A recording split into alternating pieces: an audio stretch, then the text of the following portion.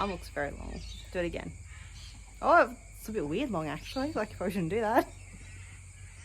Wickle Wickle Warren, DJ's friend.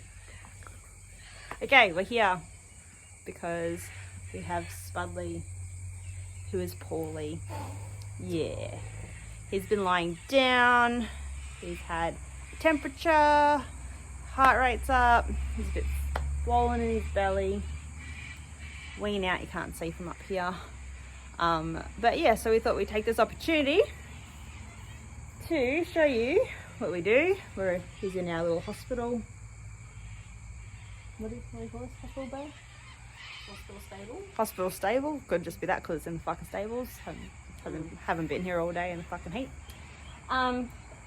So yeah, This is what we do for a colic. This is called the vet. They're on the way. Yes, we have given him some IV meds, which I will probably say again in a video that I've already filmed because we're doing this part at the very end because we're fucking backwards.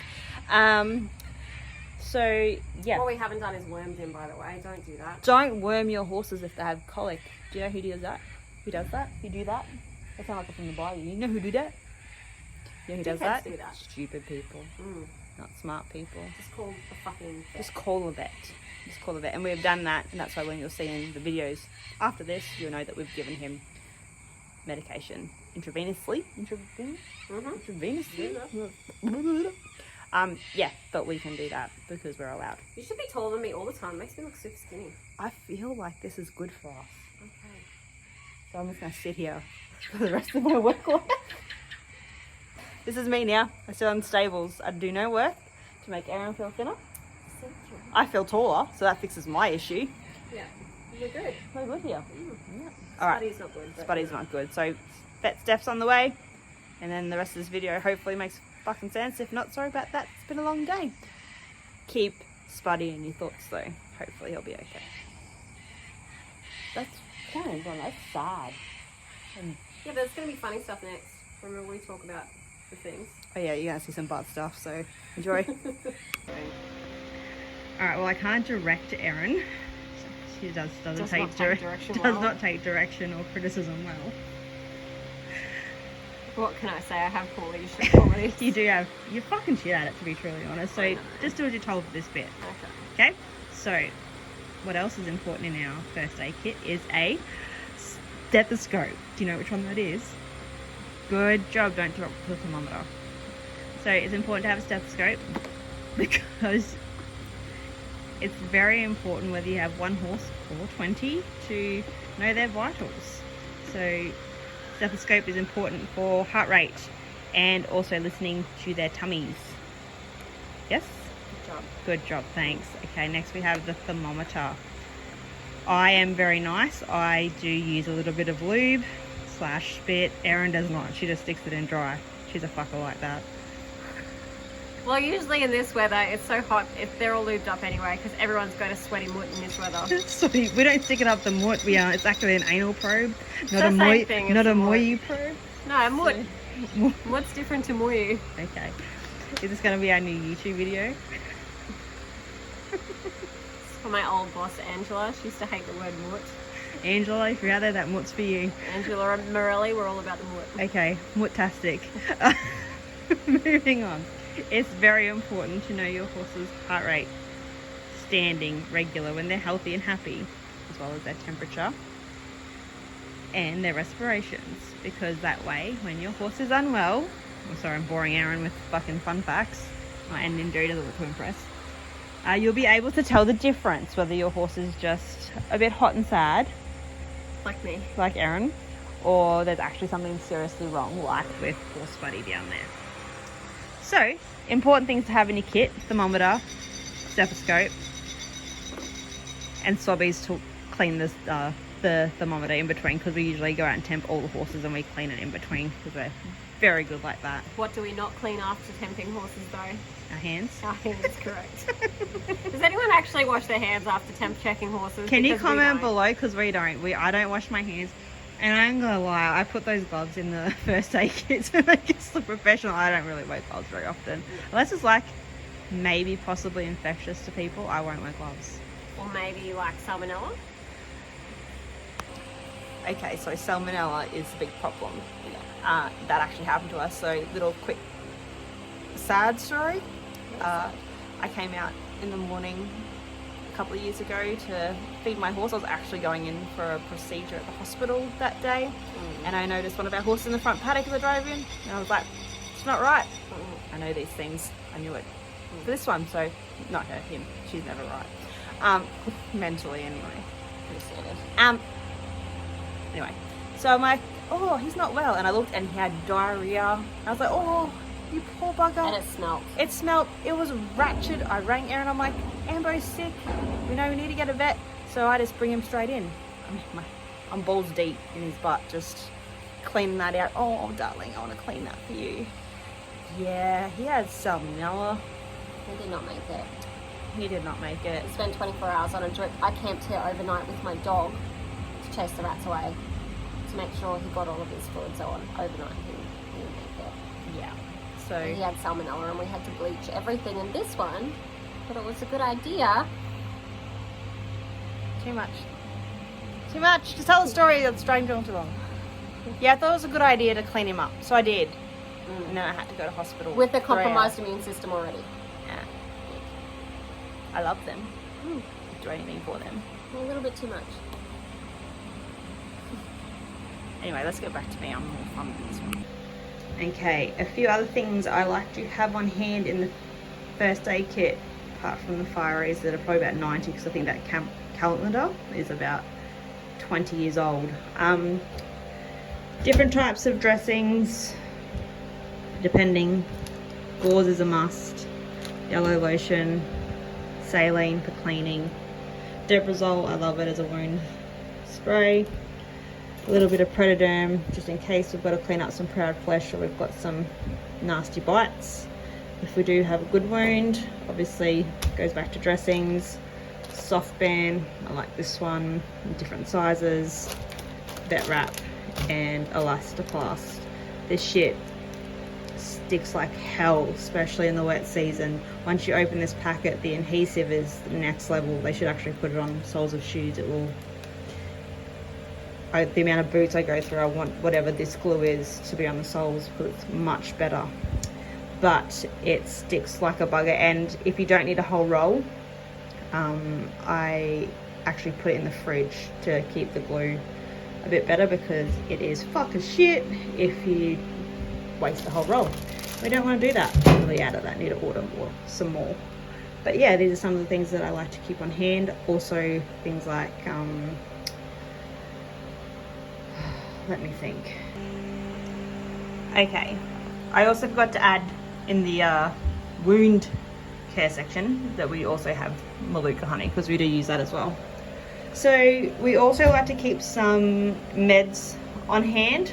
Obviously it's hard to sometimes get your vet out straight away, but there are some things that you are able to do with their advice. So you can keep some things on hand, and once you get advice from the vet, you can give them some medications to help alleviate the pain a bit until the vet arrives. Bute is quite a common one, so we always have Bute on hand. And then, like we've just done with Spuddy now, he has just had 8 ml of flunixin IV. Now, this is a drug that used to be able to be given intramuscularly, but they found that when it was injected into the muscle, it did this weird thing to the muscle. I can't remember. Anyway, basically it went rotten. I can't remember. I'm not a vet, so don't fucking hold me to it, alright? We're not allowed to give it in the muscle anymore. Do not put this in the muscle. If you cannot do IVs and you only have this form of Flunix, you can give it over the tongue, and don't quote me on it, just check with your vet. I'm pretty sure they'll tell you, you know, if you say I'm not comfortable giving an IV, then they will tell you can put over the tongue and they'll give you the correct dosage for the weight of your horse. But we can give IVs here, so that went straight on into the vein.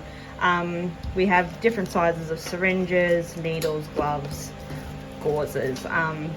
You will not get the horse completely fucking sterile with this. Like, this is not going to do much. But if you give the aerial wipe down, you feel a bit better about yourself that you're being clean.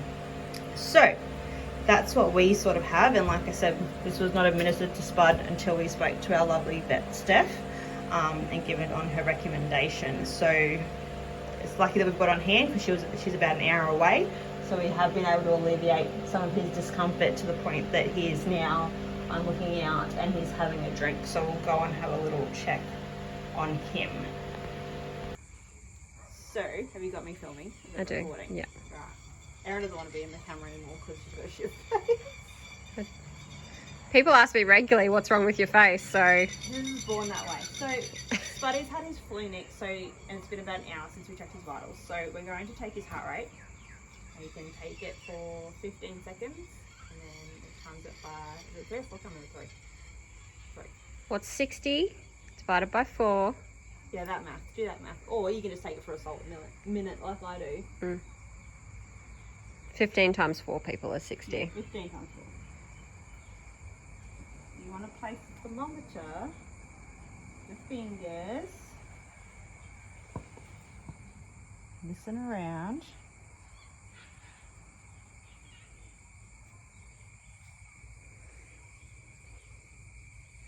Now I found it. Now can you tell me a minute because I don't know what. Ready, go.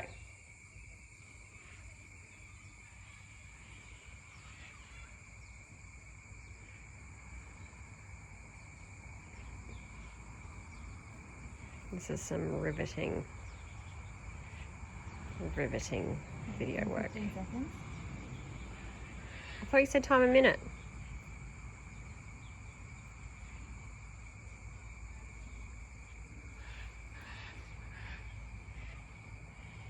That's 30 seconds. Well then his heart rate is at 40, so it's dropped down 2 beats per minute. That's good. Oh, I thought someone was talking to us, but it was just... Now, breasts. Just look at their belly. He's weaning out like Warren G. That came up as a memory for me today. Anyway, you just want to look at every time his belly expands and contracts as a breath. Okay. So count them for a minute. We won't film the whole thing. We'll do that. That's a bit boring for you. So we'll do that later, but that's how you count for a minute to count their respirations. Now we're going to go up his butt. What? In the butt. Gonna put it in the butt, See, you're on the wrong side. I normally stand on that side to do this, so I feel awkward doing it this way. Because I do it this way. You go the other side. Let's do some global shit. So, safety, you should stand a little bit to the side. And your horse should be halted, by the way. Clearly, we're all about fucking safety here. So you want to gently lift the tail. If they are a bit crampy, they might have a little bit of tension in the tail. Resistance. There's his bottom. Now, his butt's a bit dry. Can I do the spit? Just spit on it. You know you want to. I'm sorry, people. You can't shove things in dry holes. It's not nice. As a female, I know what that's like. Ben, listen up. Now it glides in much nicer. You want to get in as far as you can. Also, you should probably have a string attached to this, so if you lose it up his rectum, you can pull it out. We also don't have that. I'm just going to fish it out with my fingernails. Beep, beep, beep. We are equipped. Gently slide it out of the anus. And wipe on the tail. Oh, we're not making fun of you, Spuddy. I'm really sorry. She's just an idiot. And we're down to 85. 38.5. Which is a lot better. Which is a lot better because he was just over 39 before. Yeah. So it's been about 20 minutes since he had the IV Flynixin. So that's obviously starting to kick in a little bit for him. He's not drinking that molasses water down there. He's just playing with it, which is a little bit of a concern. So now we wait for Dr. Steph. She's like Dr. Carl, but way hotter and cooler. She is. Why are you putting Dr. Carl down? Because he's pretty cool. He wears nice shirts. Steph's way cooler. I don't know. she's going to watch this and she's going to hear you say she's not as cool as Dr. Carl. Well, Dr. Carl is fucking cool. We're going to have to evaluate our friendship with you. You're pretty shit. Turn that off. I don't talk to you.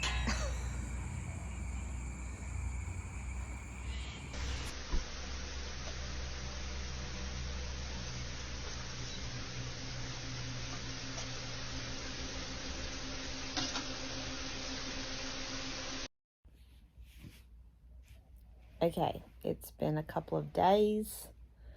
We had Spuddy in the hospital stable paddock, but he is now back to being a horse, so basically a eating, shitting machine, and we could not be more grateful. We do not know why he had an upset tummy. That happens quite often in the horse world, where you just don't know why that happened. I hope it wasn't the heat.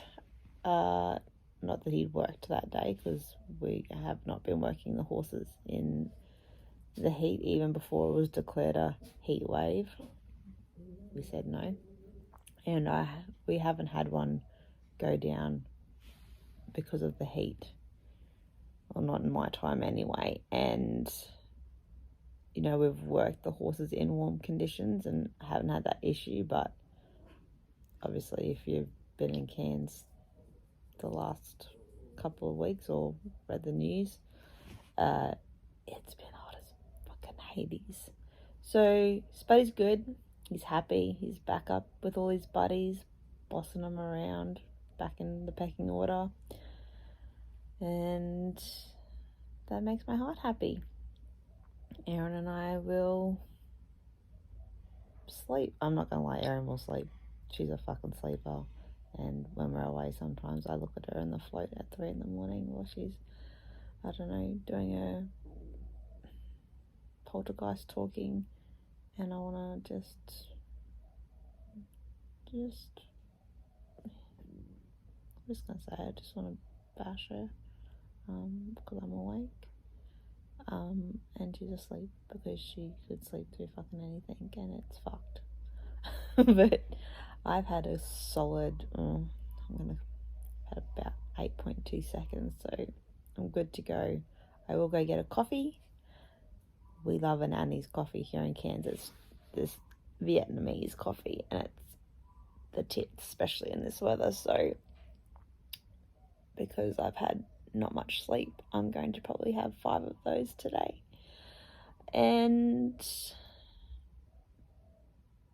crack on with the day. Go check on the babies, make sure everyone's set up for the day, and yeah,